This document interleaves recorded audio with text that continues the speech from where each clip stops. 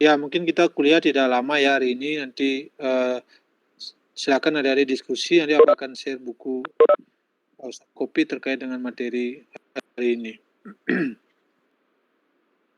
Oke, kalau sudah bisa dilihat, kita mulai ya. Hari ini adalah kuliah ke-8.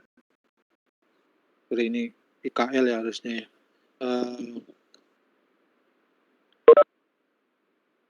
Terkait dengan karakteristik dan keunggulan sistem informasi geografis. Oke, kalau sebelum kita mendalami karakteristik apa itu GIS ya, dan seperti apa keunggulannya, mari kita review perkuliahan sebelumnya, khususnya terkait dengan definisi GIS itu sendiri. Nah, kalau kita ilustrasikan seperti halnya satu titik di permukaan bumi ya, di satu objek, maka jadi bisa lihat di slide itu GIS atau SIG itu bisa didefinisikan dalam bentuk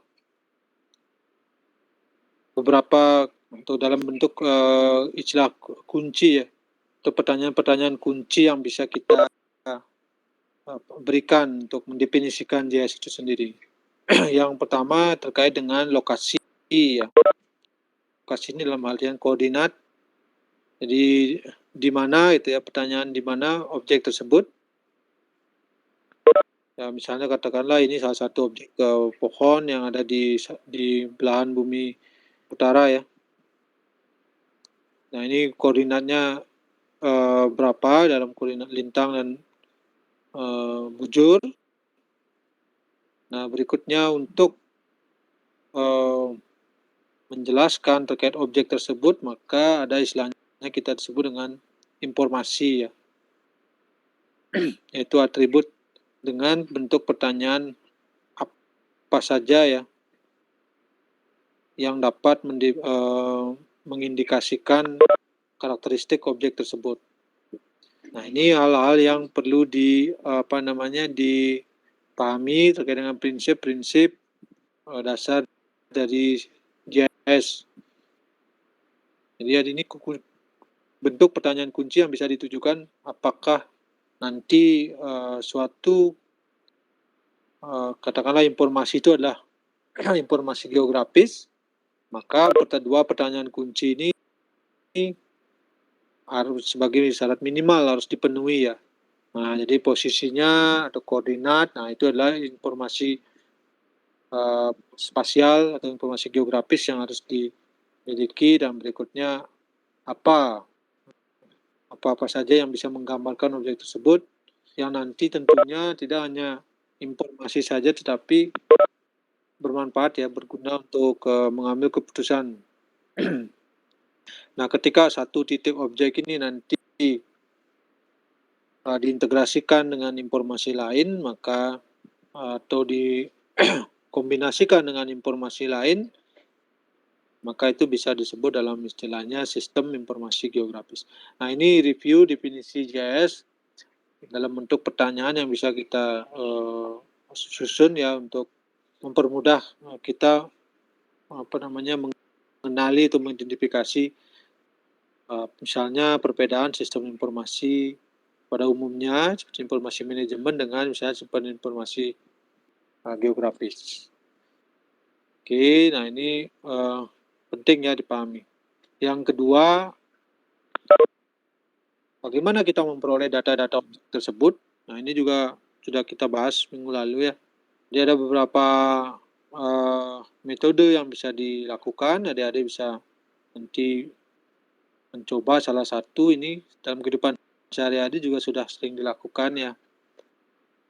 Yang pertama ya tentu pengamatan di lapangan langsung ya, secara langsung.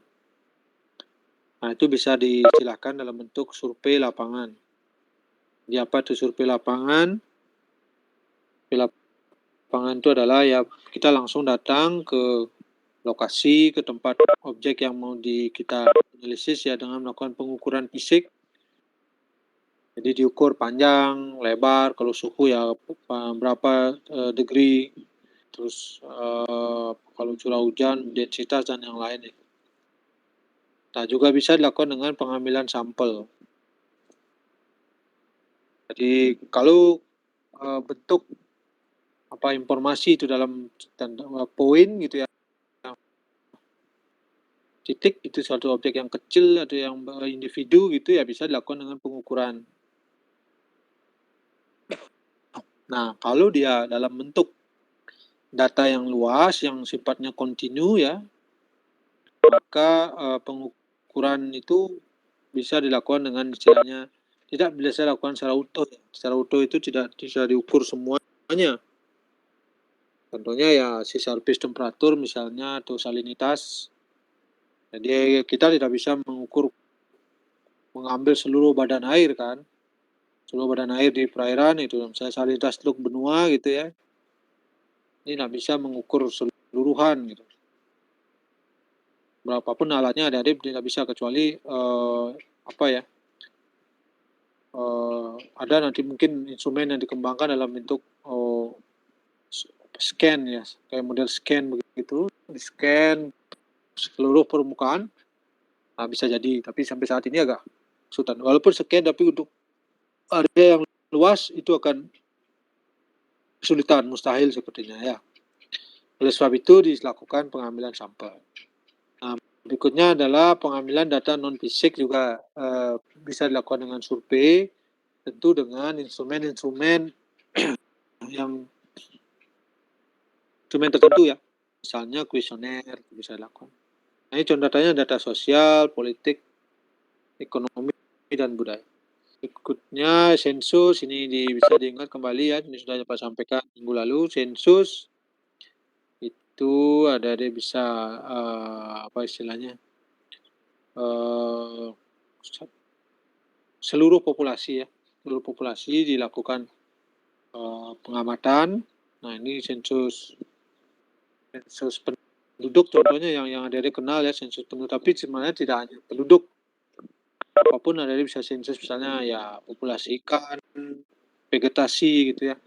Jadi kalau mangrove, kalau dirasa bisa dilakukan, adik juga akan bagus melakukan sensus, mungkin sensus vegetasi mangrove di area yang kecil, misalnya di Nusa Lembongan itu ya, bisa dilakukan sensus. Walaupun itu berat, tapi itu dimungkinkan ya, sensus. Statistik adalah metode yang sebenarnya mengkombinasikan survei dengan prediksi ya. Jadi ada beberapa yang dilakukan pengambilan langsung, terus nanti di tengah-tengah itu atau di bagian lain itu bisa dilakukan interpolasi atau pengumpulan secara periodik.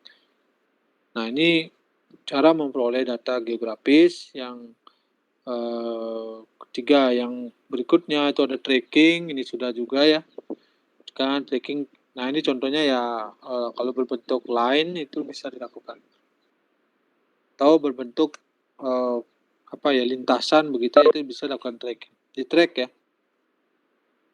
Nah, seperti misalnya kebakaran gunung, bisa kalau polanya dimungkinkan untuk dilakukan merunut dari mana gitu asalnya. Biasanya ini tracking ini digunakan untuk data-data yang ada pangkal dan ujungnya, misalnya di mana dasarnya, di mana endingnya itu ya, itu bisa dilakukan. Nah, yang kelima itu adalah penginderaan jarak jauh. Nah, ini yang sudah disampaikan mungkin oleh Pak Nurweda, dan juga mungkin yang pernah ngambil di dasar-dasar penginderaan jauh juga sudah ya. Jadi predisinya menggunakan pendekatan pengamatan melalui sensor ya, sehingga tidak diperlukan kontak langsung dengan objek. Ini cara memperoleh data geografis, tracking dan penginderaan jauh. Nah, berikutnya untuk informasi yang akan dianalisis itu ya, atau objek yang akan diamati dan diintegrasikan dalam sistem informasi geografis itu harus tetap dijamin mutunya. Jadi beberapa indikator bisa digunakan untuk melihat ya aspek penting mutu dalam sistem informasi geografis itu ada yang pertama kuantitas luas areal. Ini bisa dicek terkait dengan cakupannya ya, apakah seluruh area atau hanya bagian area tertentu saja. Ini dalam konteks area ya, sama halnya tadi dengan pengambilan datanya bisa lewat sampling, bisa lewat sensus. Nah, kalau sensus seluruh populasi, kalau sampel itu hanya perwakilan. Berikutnya aspek kualitas dan tingkat kepercayaan data yang dikumpulkan. Ini akan harus bisa dipertanggungjawabkan ya, data adik-adik yang adik-adik olah nanti dan saudara olah itu nanti harus bisa dipertanggungjawabkan dari segi metode. Salah satu cara untuk menguji apakah metode atau kualitas penelitian itu, kualitas eksperimen itu bagus adalah dengan mencari ketelitian atau menguji ketelitiannya atau menghitung errornya gitu ya. Kalau error nanti semakin besar errornya semakin rendah kualitasnya. Kalau pakai aspek akurasi semakin tinggi akurasinya ya semakin baik. Itu dua hal yang berbeda antara error dan akurasi, tapi kedua-duanya bisa digunakan untuk menguji kualitas penelitian Anda. Yang berikutnya adalah metode. Cara sederhana juga nanti metode yang akan diuji itu adalah ketika nanti kita ingin mengulang dengan metode yang diterapkan itu bisa menghasilkan hasil yang mirip ya, selalunya kalau bisa yang sama atau yang identik, itu namanya metode yang benar. Dengan begitu kualitas bisa dijaga, dipertanggungjawabkan lah ya. Jelas semuanya runut, terus sistematis, ada metode uji akurasinya, dan terakhir nanti bisa dirunut, bisa diulang gitu ya. Kalau sudah bisa diulang berarti kebetulan itu. Kalau kebetulan ya nanti bisa benar, bisa salah. Itu dari segi kualitas. Berikutnya dari segi kecepatan dan ketepatan. Ini tentu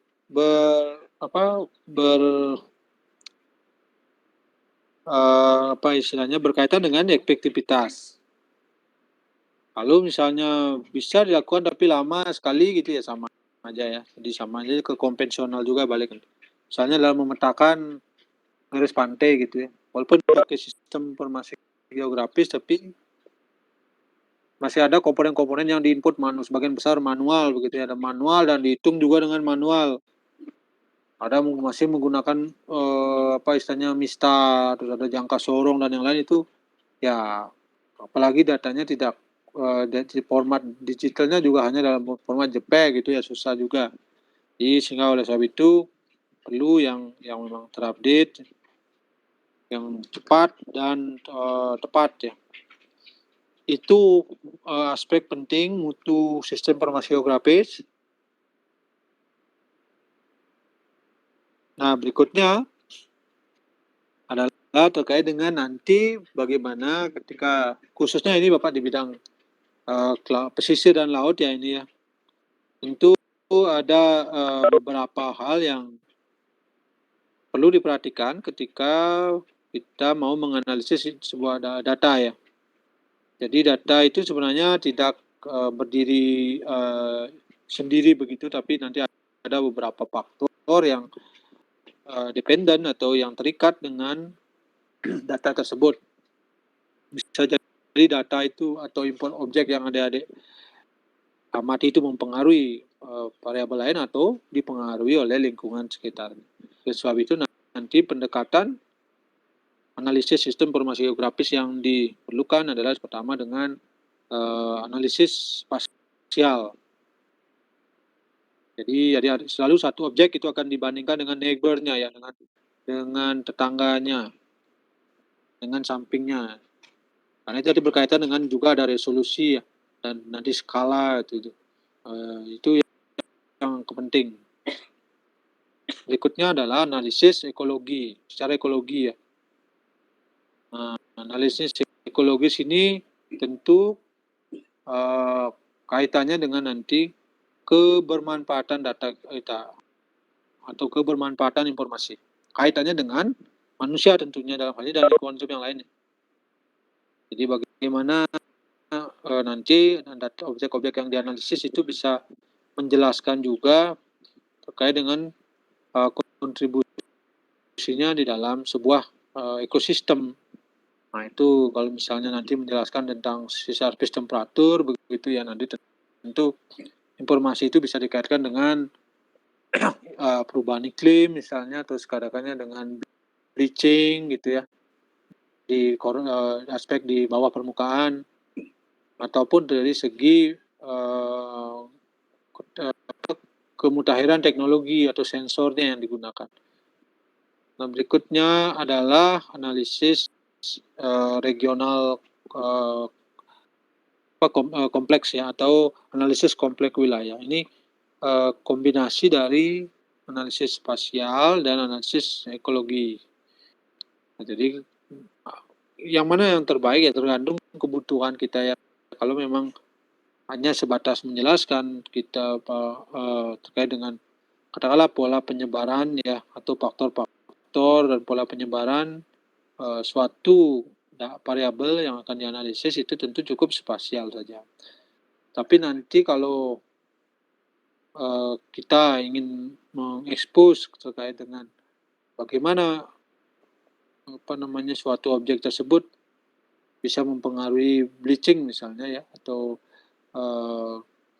parameter yang kita akan analisis ya, tentu itu bisa dianalisis dengan ecological analysis. Nah itu pendekatan analisis SSG ya. Nah berikutnya adalah dari tadi aspek penting dan pendekatan bidang-bidang apa saja yang perlu mengimplementasikan tersebut ya, tentu hampir semua bidang ya. Jadi saat ini sih hampir semua lini menggunakan analisis keuangan atau spatial analisis ya. Ya ada peneliti ilmu kebumian atau earth scientist, ada Pemda itu ya sudah umum ya, ada tata ruang itu ya. Terus ahli engineer ya istilahnya ya. Itu ahli teknik, ahli lingkungan itu yang juga sangat penting. Supir ya misalnya, distributor ini sudah kita. Ini hal-hal yang harus direview berkaitan dengan pertemuan kita sebelumnya ya. Nah, karakteristik GIS sekarang. Jadi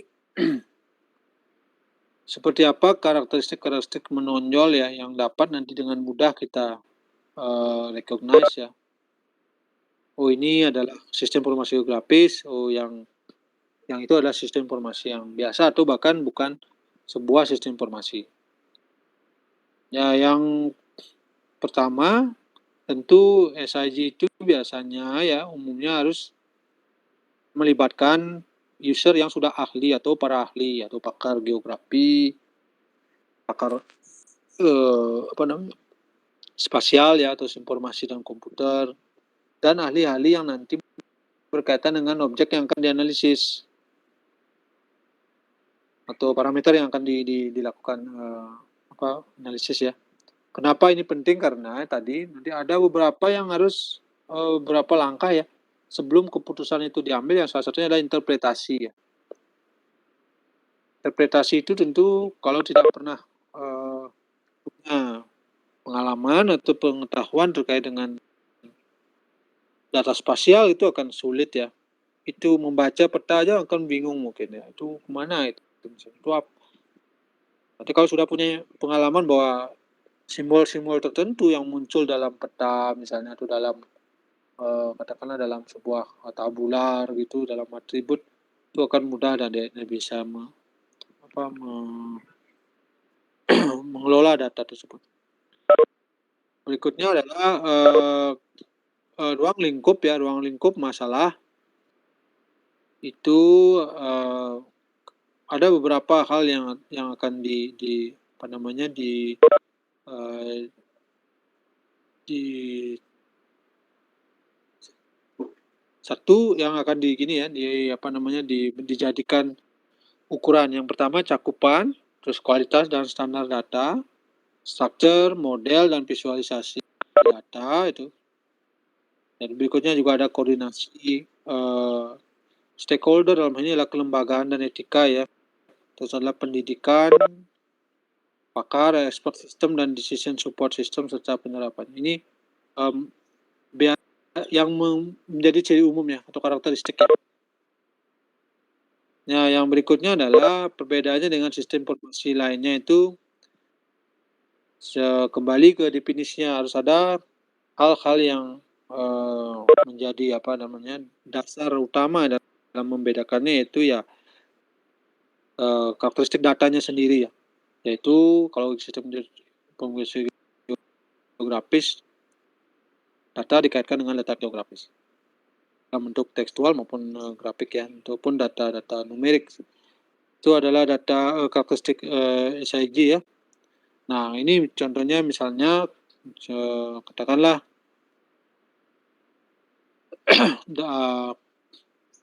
data yang sudah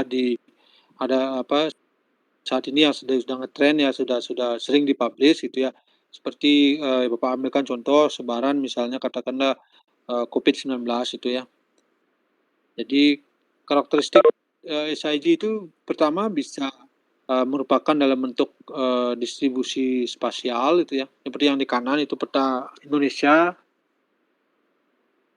dengan ya bobot terkait dengan apa istilahnya jumlah kasus ya, contoh.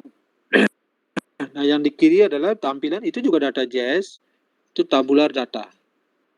Jadi karena sudah ada jelas di sana datanya adalah ada lokasi ya, Jakarta, Jawa Barat, Jawa Tengah, Jawa Timur.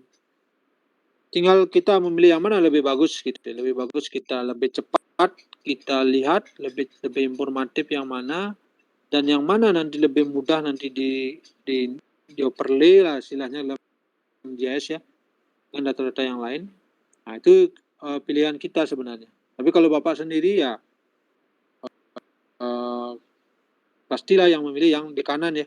Lebih cepat kita melihat, oh berarti langsung ya yang paling besar lingkarannya itu adalah yang paling besar ini. Jadi bisa membaca cepat, itu membaca oh Jakarta cukup besar sebarannya dibandingkan dengan provinsi dan bahkan mewakili pulau juga.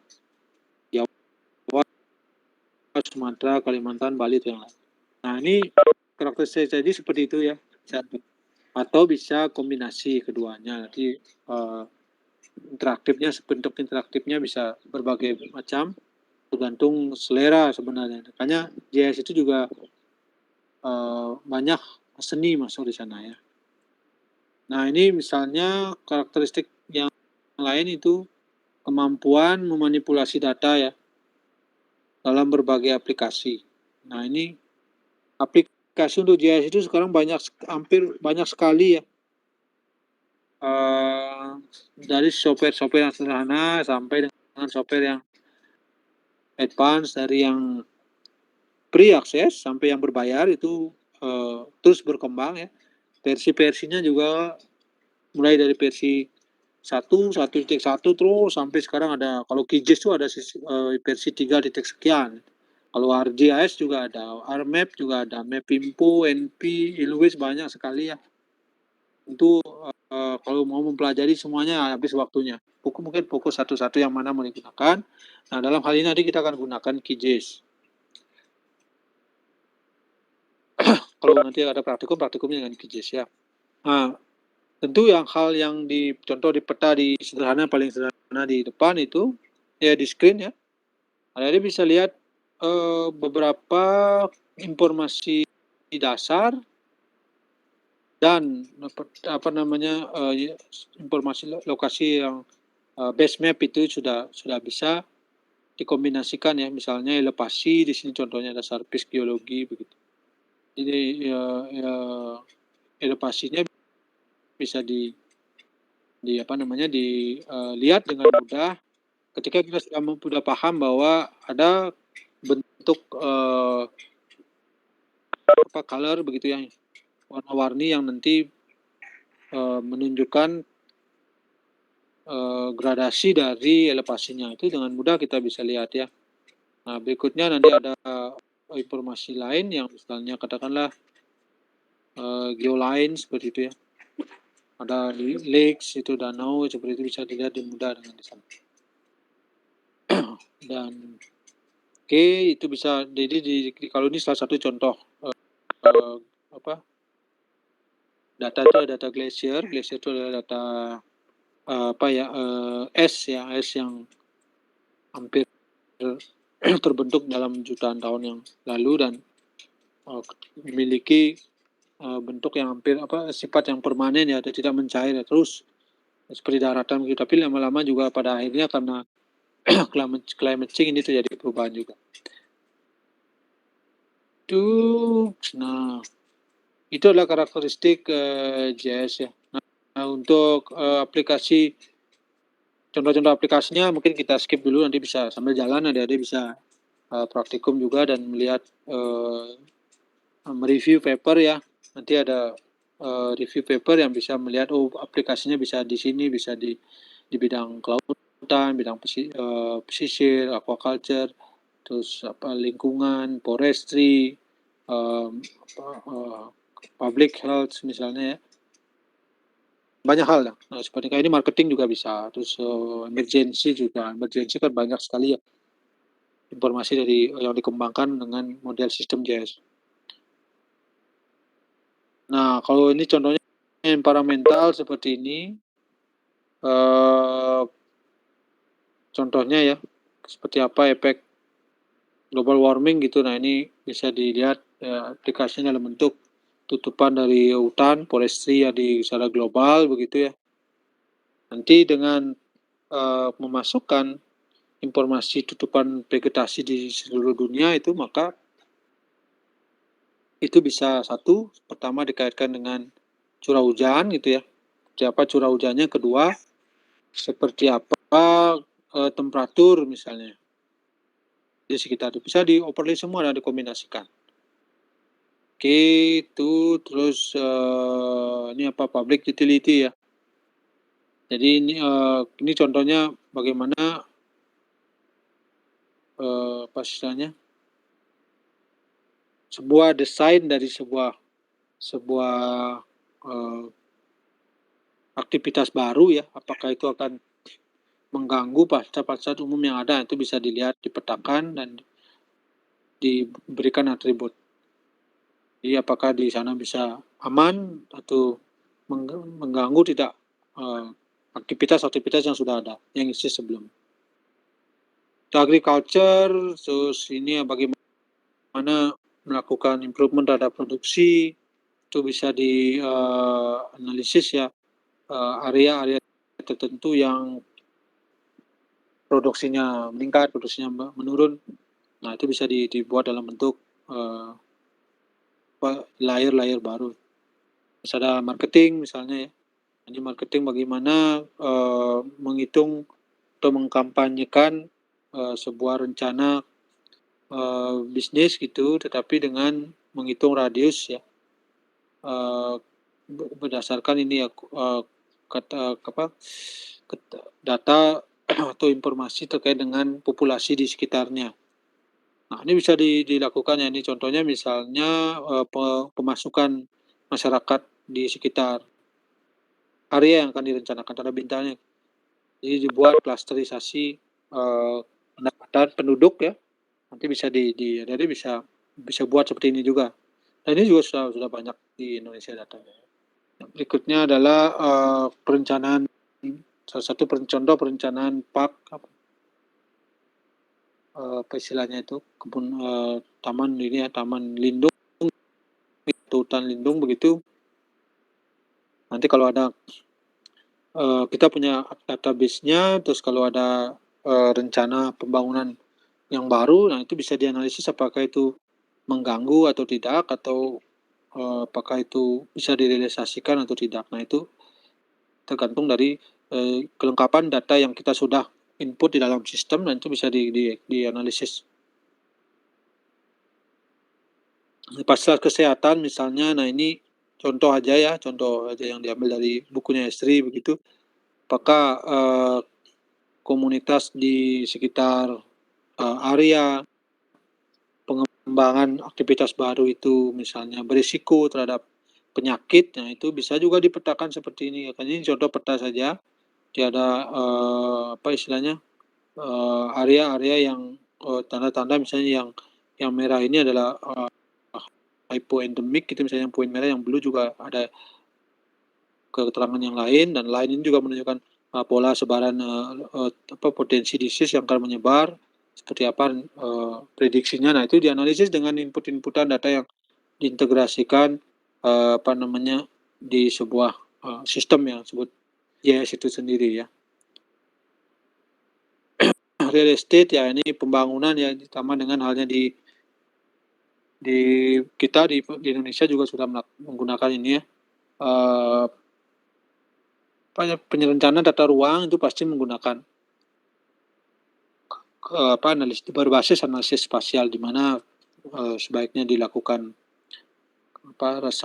dibuat resapan, dibuat perumahan itu, atau lahan hijau, jalur hijau yang bisa dibatasi kembali. Nah itu bisa dianalisis dari data-data yang sudah terhimpun di dalam sistem.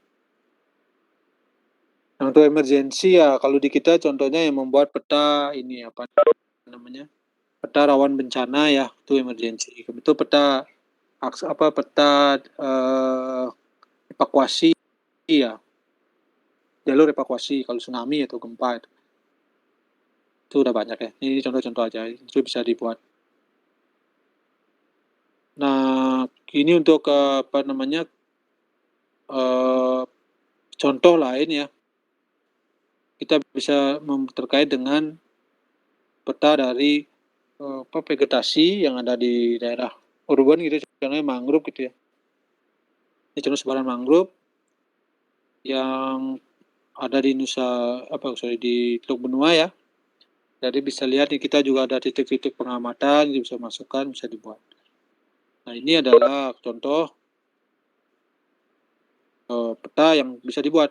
Ada mangrove, ada non mangrove, nanti bisa dimasukkan titik pengamatan. Nah nanti kita ada praktikum. Sebelum ke sana Pak Nurweda sudah ngasih praktikum belum? Belum ada, Bapak. Tapi ada rencana praktikum? Sempat Pak Nur kan kasih kayak tugas kelompok gitu, Pak, yang kayak buat data-data gitu. Nah, terus kata bapaknya itu ada 4 kelompok yang belum presentasi. Kata bapaknya nanti itu dilakukan di jam praktikum. Berarti sepertinya akan ada rencana praktikum, Bapak. Kurang paham juga, coba nanti saya konfirmasi kembali Pak Nur. Ya nanti di sub Bapak juga nanti ada praktikum. Ya paling tidak membuat ini ya, melakukan identifikasi suatu objek tertentu, dan nanti menganalisisnya dan membuat layout petanya dengan software QGIS. Nah itu mungkin. Tapi yang sudah biasa ya silakan di improve aja kemampuannya. Bagi yang sama sekali belum ya nanti bisa kita beri praktikum, bisa belajar step by step. Nah ini adalah ini sudah Pak jelaskan minggu lalu ya contoh ini ya. Kok Pak ingatnya pernah disampaikan? Ini udah Pak sampaikan belum? Contoh ini.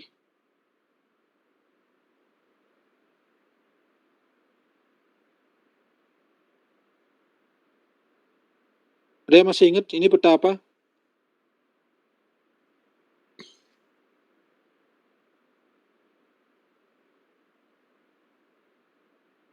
Lalu masih bisa didengar suara Bapak? Mohon masuk Bapak, sepertinya untuk peta potensi area budidaya rumput laut kemarin sudah ada Pak di PPT sebelumnya, seingat saya Pak. Oke, ini contoh-contoh aja. Nah, oke, ya Pak, ulang lagi ya contohnya. Terus berikutnya adalah keunggulan GIS. Ya, seperti apa keunggulan sistem informasi geografis itu bisa diidentifikasi ya beberapa hal yang bisa jadi kelebihannya. Yang pertama, di Pak buat summary itu kemudahan dan kecepatan akses data yang bervolume besar. Jadi ini penting ya, kemudahan dan kecepatan akses data yang bervolume besar. Berikutnya adalah kemampuan untuk mencari detail ya, berdasarkan petunjuk di suatu sistem itu terkait dengan area maupun temanya. Berikutnya adalah membuat link ke dataset yang lain.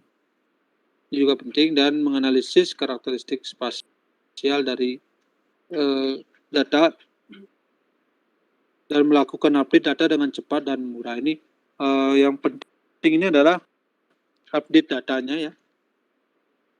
Nanti ketika kita sudah semua data sudah terstore dalam sebuah sistem gitu ya, atau dalam sebuah project, nanti data tersebut bisa diupdate kapanpun ya, kapan saja ketika ada hal-hal yang berubah. Tinggal memanggil kembali dan menyesuaikan. Nah, itu kelebihannya ya. Tentu kalau misalnya sistem informasi, maksudnya kalau dalam konteks pemetaan misalnya, kalau petaan yang konvensional ya itu tentu harus dilakukan dari awal, kadang-kadang dari awal diproduce lagi, disesuaikan, dan itu dibuat dalam bentuk baru lagi. Tapi kalau dalam sistem informasi geografis nanti itu bisa dalam satu project yang sama tapi datanya diupdate terus. Nah, ini keunggulannya ya. Keunggulan berikutnya adalah menghasilkan output sesuai kebutuhan. Nah, jadi peta, grafik, daftar alamat, ringkasan data statistik.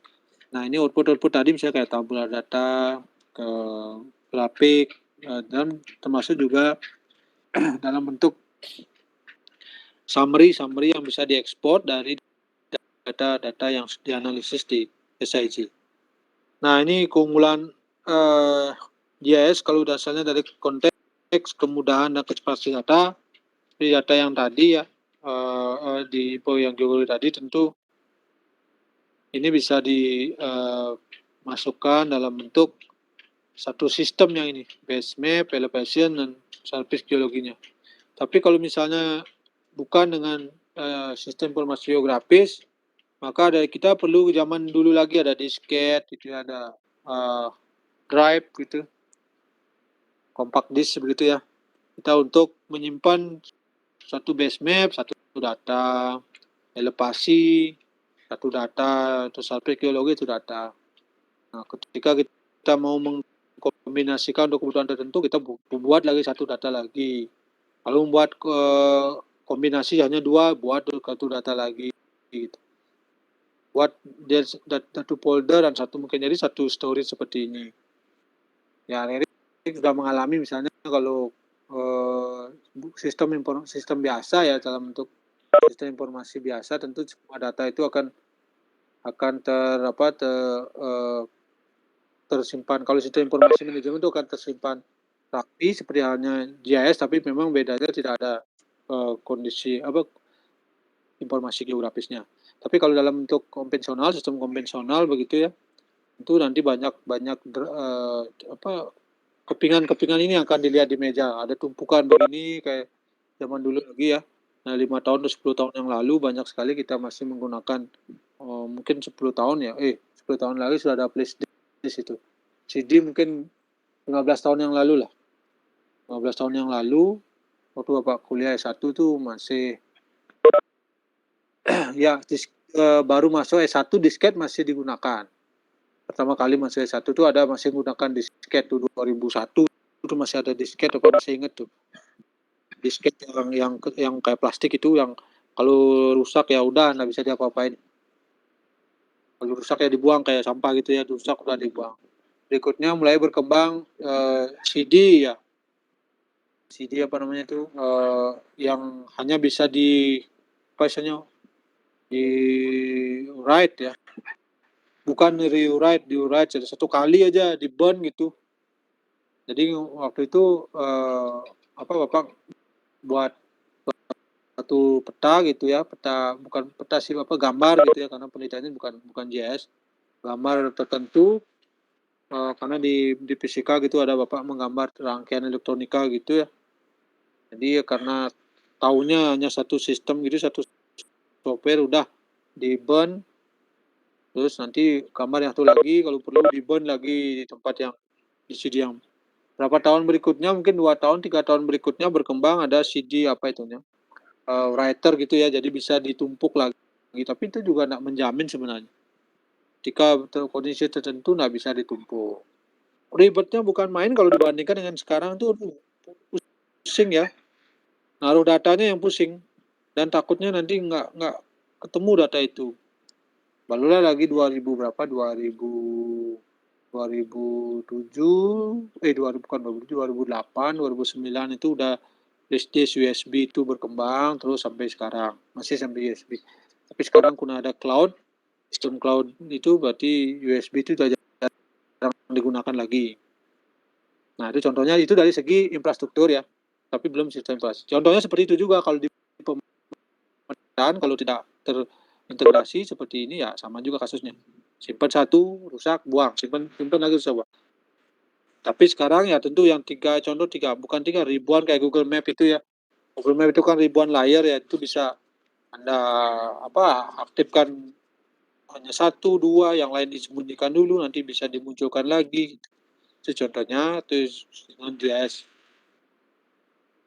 Itu keunggulan, dari segi dari segi membuat link data, nah ini bisa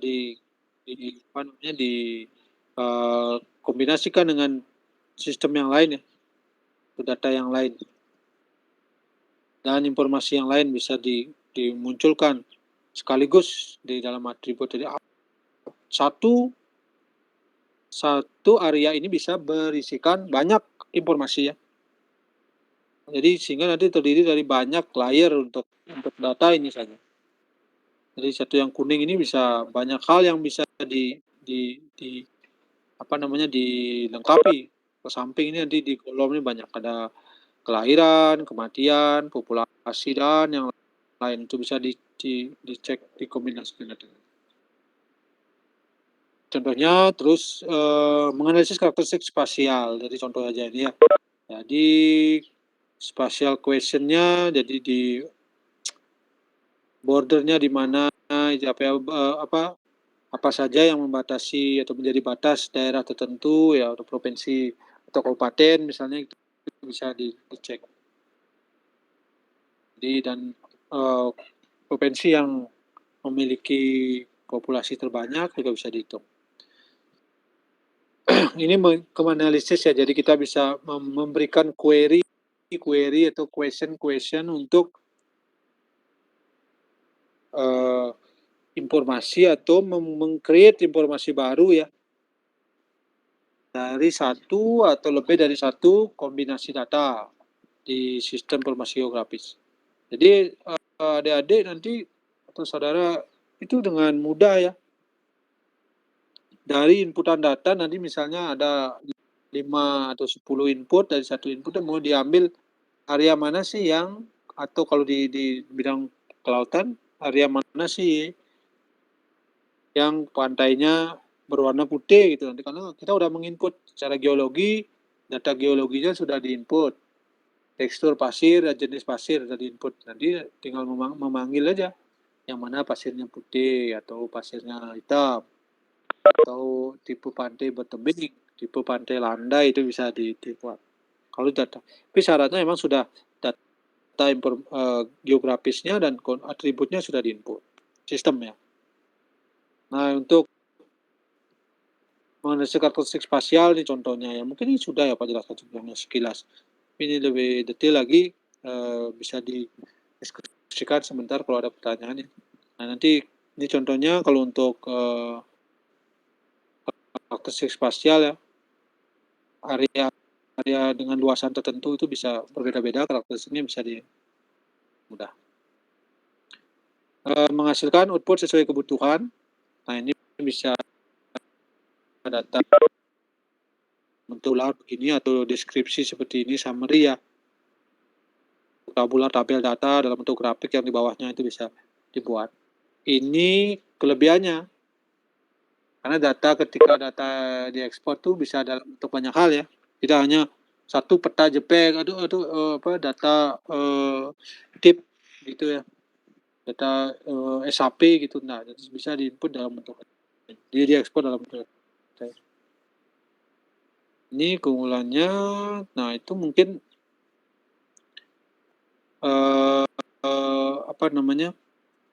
karakteristik dan keunggulan dari SIG. Oke, pada saya itu pendalaman untuk hari ini. Nah, berikutnya Bapak akan share terkait dengan referensi yang mungkin bisa jadikan bacaan untuk diskusikan ya. Mungkin pas stop screen dulu. Nah, sebelumnya sambil menunggu Bapak membuka file baru, kalau ada diskusi pertanyaan silakan.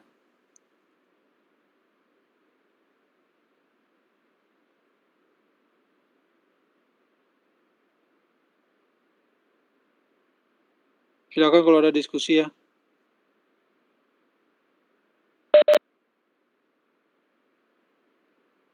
Ya, silakan.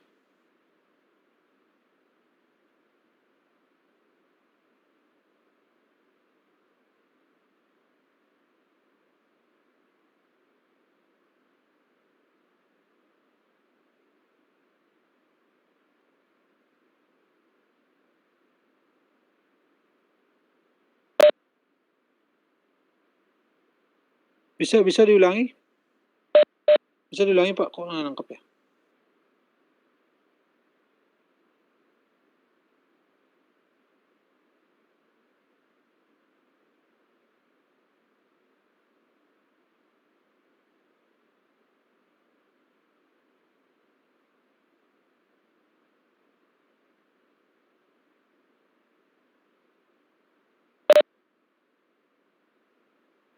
Ada dua data mengalami perbedaan. Ini sumbernya sama atau apa istilahnya? Objek yang dianalisis itu sama. Yang berbeda itu maksudnya apa? Pak kurang paham ini pertanyaannya. Sorry.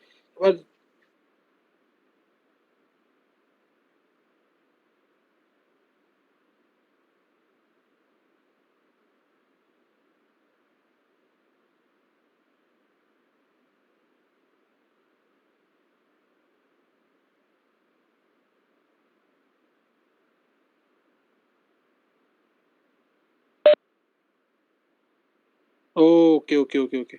Ya,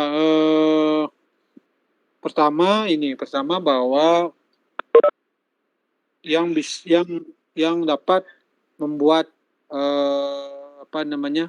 satu tampilan informasi ya, satu tampilan yang akan berbeda antara satu luaran dari luaran yang lain, itu sumber datanya pertama. Artinya sumber data itu dalam hal aspek dari segi kualitas ya.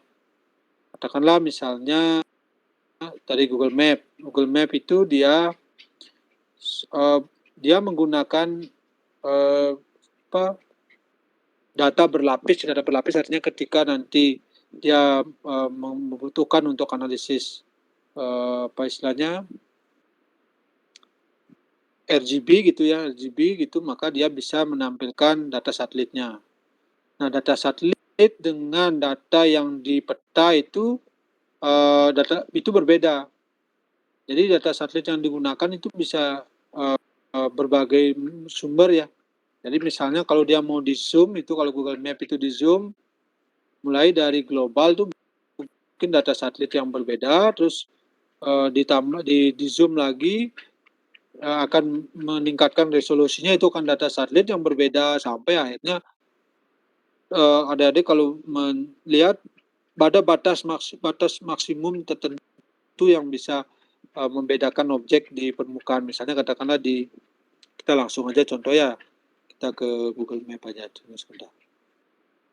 Mudah-mudahan koneksi Bapak di sini bisa cover ya. Nah, Bapak lagi ini nih, on the way promosi FKP ke Karangasem, tugas fakultas ya. Oke, kita masuk Google Map, tunggu sebentar.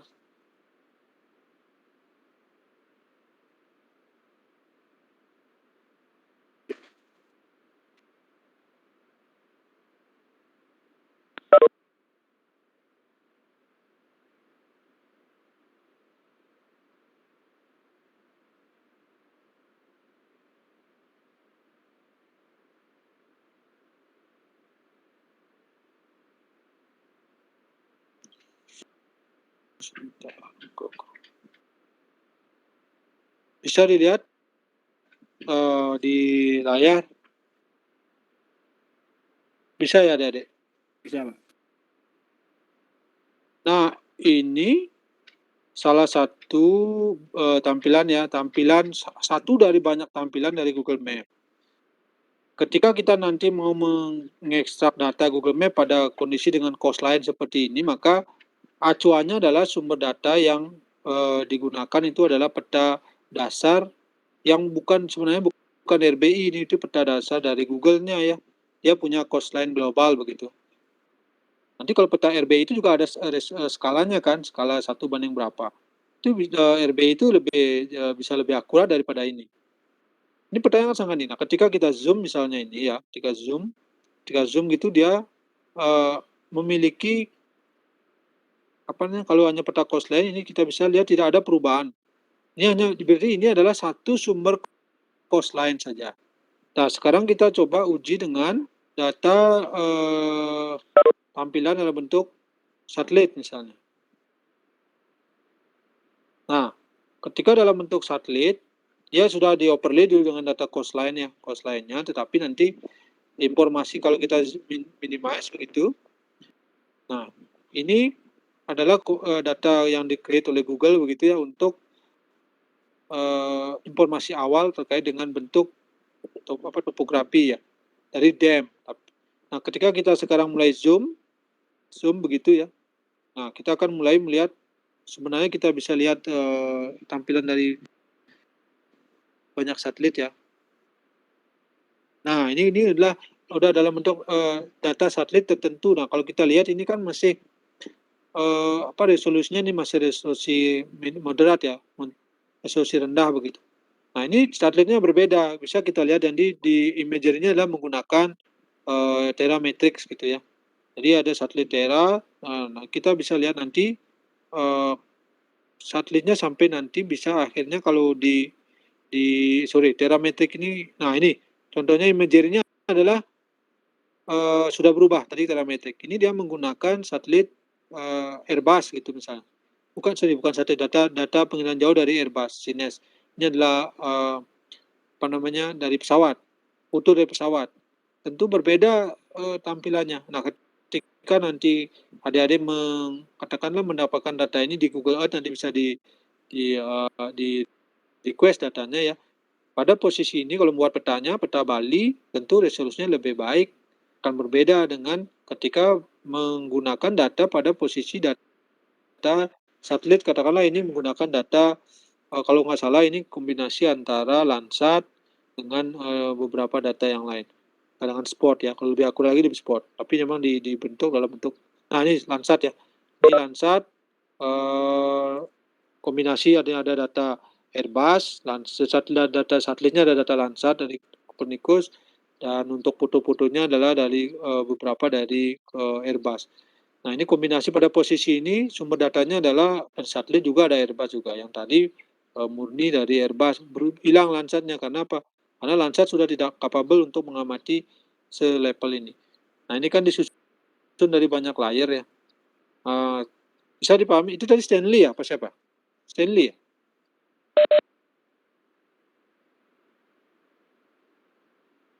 Oh Manan, oke sorry. Suaranya mirip Stanley.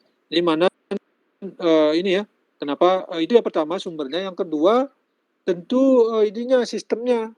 karena sistem juga tidak yang membuat kan beda ya. Kayak NP, apa namanya, dengan QGIS, ArcGIS itu beda yang buat. QGIS itu ya adalah sekumpulan ahli yang nanti dibuat dalam bentuk free begitu ya QGIS-nya. Kalau ArcGIS kan free dan itu berbayar. Tentu ada pada titik tertentu ya ada yang berbeda mestinya dari segi terutama dalam pembacaan format.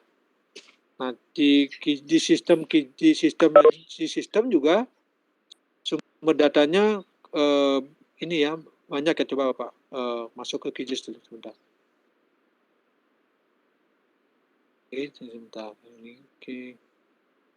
Ini karena Mandan mungkin sudah biasa buat peta, kita diskusinya di lingkup itu.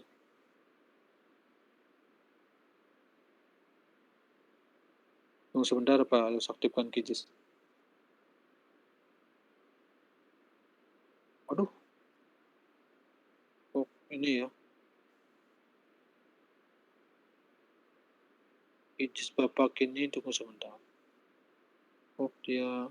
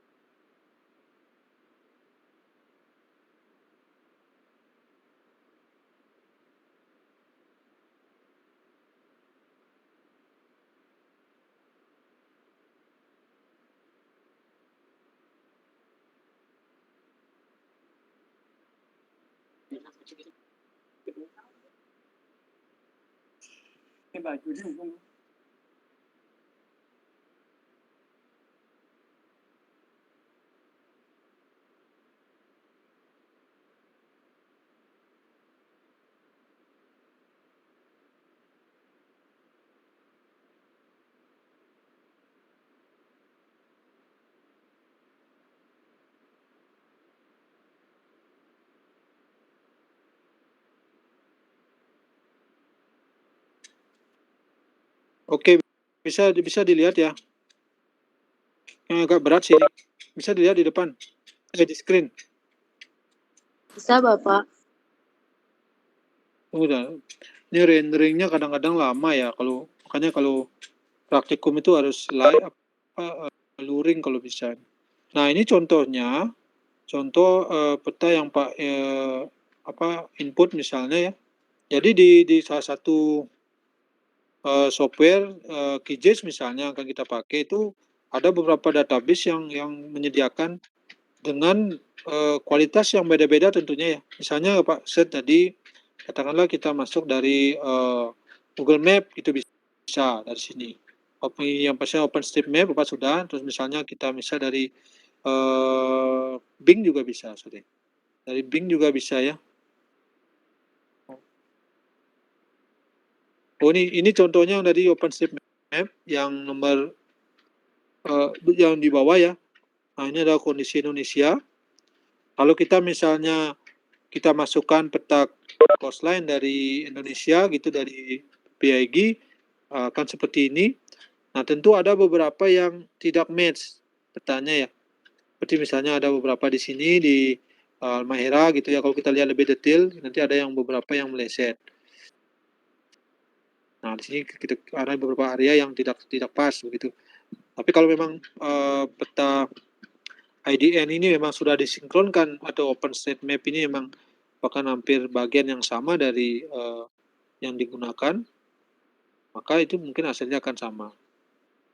Nah, contohnya kita bisa input lagi data yang lain misalnya dari yang tersedia di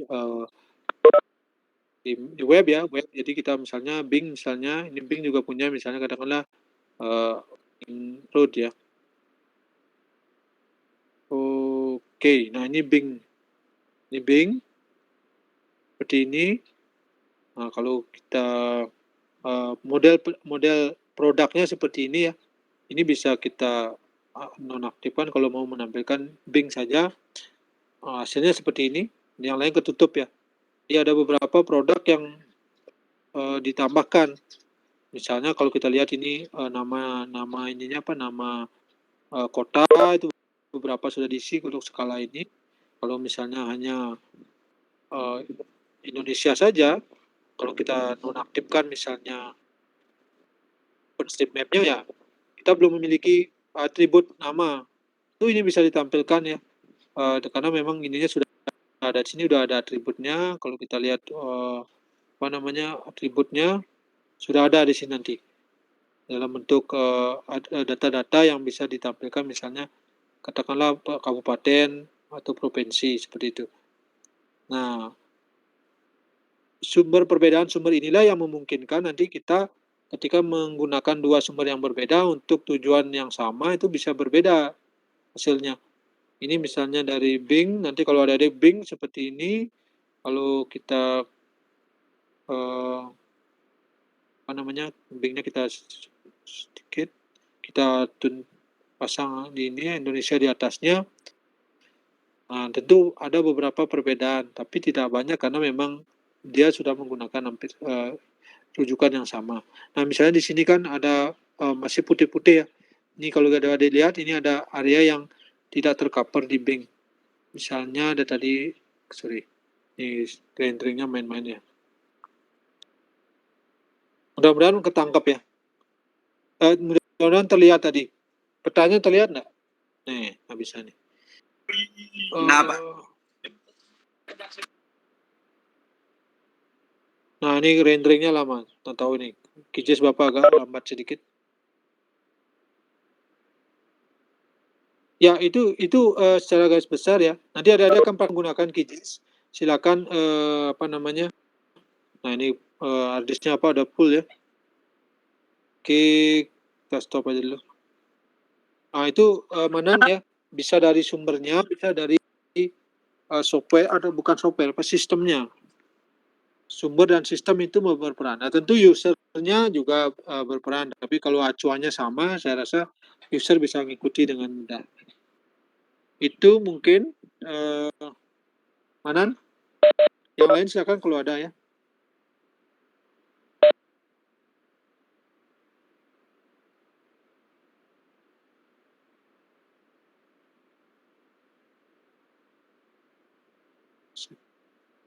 Silakan yang lain kalau ada pertanyaan. Nah, ini error nih. Terpa error nih.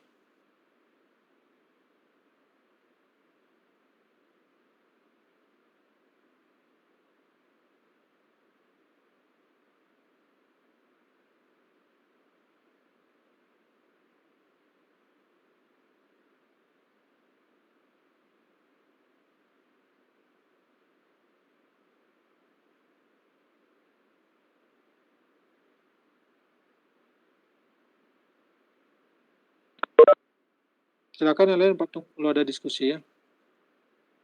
Tunggu Pak masih nyari file.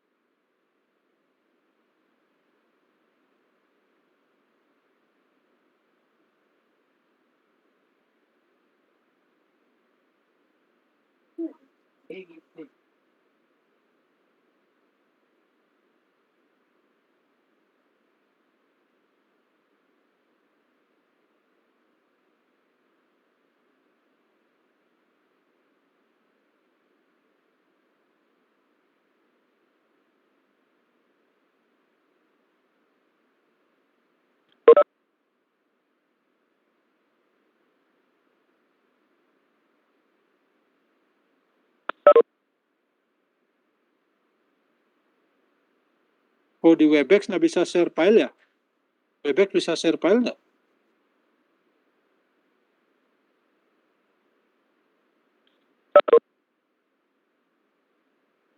Sepertinya tidak bisa, Pak. Lewat WA ya. Tolong di-share ya. Pak jelaskan sedikit tentang referensinya yang perlu adik-adik ini ya, baca nanti.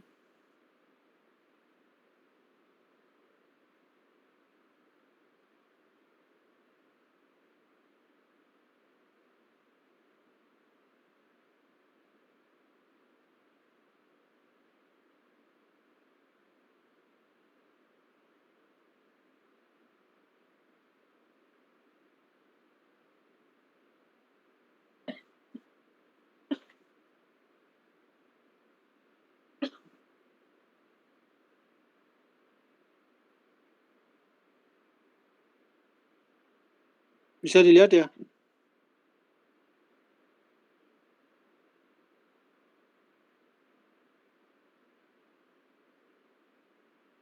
Adik bisa lihat screen? Bisa, Bapak. Ya. Nanti ini akan Pak bagikan bukunya adik-adik yang Pak gunakan ya untuk ini. Adik baca. Hari ini kita selesai di bab ini ya. Bab 1. Tolong ini nanti dibaca ulang. Berikutnya minggu depan hari apa ya? Hari Jumat ya. Hari Jumat masih bisa kuliah ya. Hari Jumat kita masuk ke dua ya. Ke mana ini?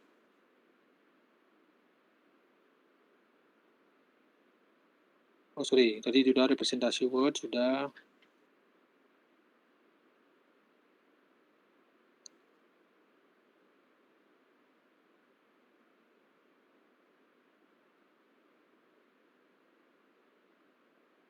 Ke geographic information dan ini khusus ke spasial data tipe data spasial ya. Nanti Derek pelajari sampai selesai bab 2 dan mungkin kita akan diskusi sedikit sambil Pak jelaskan baru masuk Pak di sisa waktunya masuk ke bab 3 data manajemen dan prosesnya sistem. Dan untuk persiapan adik-adik sudah harus ini ya menginstall salah satu, kalau bisa QGIS saja lah biar praktikumnya nyambung. Tolong diinstal QGIS di komputer masing-masing. Silakan versi mana saja yang sesuai dengan komputernya. Nanti praktikum akan kita asistensi praktikum satu kali, setelah itu bisa dibuat pertemuan-pertemuan yang mungkin tidak terlalu mengikuti jadwal ya, karena praktikum tidak harus sesuai jadwal, apalagi ini sebagian besar adalah latihan sendiri di rumah mandiri karena kita belum luring. Nah, buku ini akan Pak share nanti untuk dijadikan acuan untuk bacaan, dan tentu buku-buku lain juga silakan.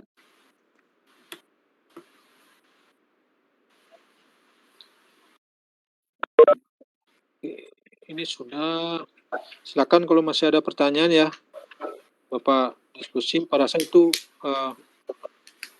materi hari ini. Permisi Bapak, izin bertanya Pak. Ya, silakan. Mengenai berarti untuk praktikumnya masih belum Pak ya di minggu depan ya Pak? Masih belum ada ini kan Pak Bisa minggu depan masalahnya hari raya ya. Bapak sih minggu depan tatap muka aja dulu sambil mungkin sambil asistensi praktikum sedikit. Oh baik, berarti minggu depan masih Ya. kelas seperti biasa Bapak nih? Ya. Kelas ketiga dari Bapak kan diminta 5 kelas ya. Iya Bapak, betul. Bapak Nurweda diminta ngisi 5 kelas. Jadi kelas ketiga masih terkait dengan data dan manajemen data. Nanti minggu keempat mungkin baru ke software sedikit, QGIS, dan minggu kelima peta. Tapi praktikumnya juga jalan biar bisa nanti ada nilai yang Bapak sebagai bahan evaluasi. Oh, baik Pak. Mohon maaf Pak, tadi Bapak ada bilang tatap muka, maksudnya kita di Webex kan Pak? Ya, Webex, apa lupa ya, karena Google Meet lebih ringan menurut Bapak loh, karena apalagi di luar nih biasanya kalau pas di luar Denpasar apa lebih cenderung pakai Google Meet gitu. Oh, nggih, Tapi Bapak. karena pesertanya terbatas, jumlah yang dibolehkan terbatas ya, Google Bapak baru tahu juga Google Meet hanya 100 ya. Nggih Pak, hanya bisa masuk 100 partisipan. Ya sama dengan Zoom yang gratis itu ya, Zoom. Jadi ya kita pakai Webex saja. Tapi adik-adik harus siap-siap kalau Webex tuh kadang-kadang gangguannya banyak ya.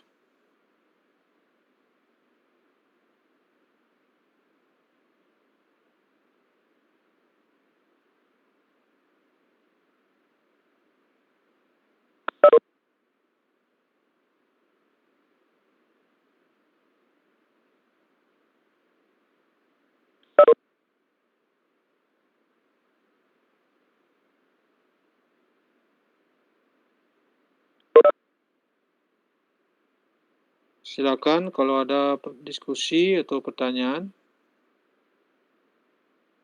Nanti diinstal QGIS ya, adik-adik sudah punya QGIS semua? Atau jangan-jangan sudah punya semua nih?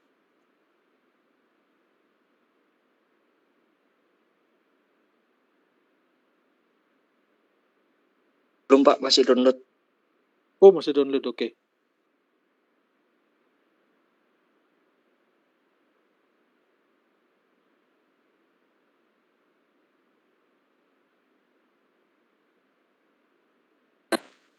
QGIS yang versi berapa ya Pak? Saya adanya yang 316 itu. Wah itu lebih bagus dari Bapak. Komputer Bapak udah nggak bisa. Bisanya hanya ini 218 ya, Pak Mas. Silakan bebas QGIS, nanti tentu pas praktikum menyesuaikan sedikit nanti karena ada beberapa plugin yang memang tidak ada. Ya. Kalau bisa di atas 2 lah ya. Kalau 1 itu agak ini banyak yang kurangnya. Kalau komputernya baru pasti bisa di atas 3 semua. Maksudnya di atas 3.0 ya.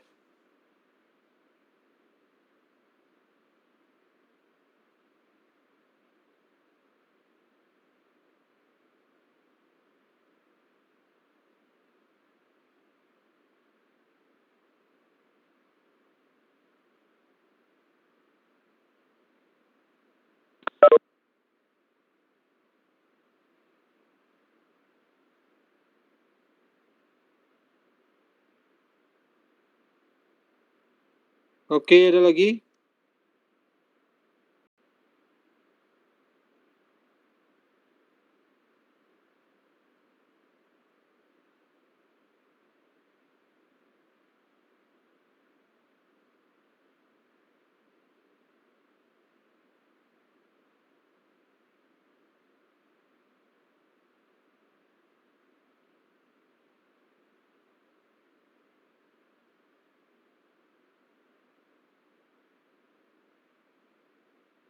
Tidak ada, kalau tidak ada kita bisa ini ya.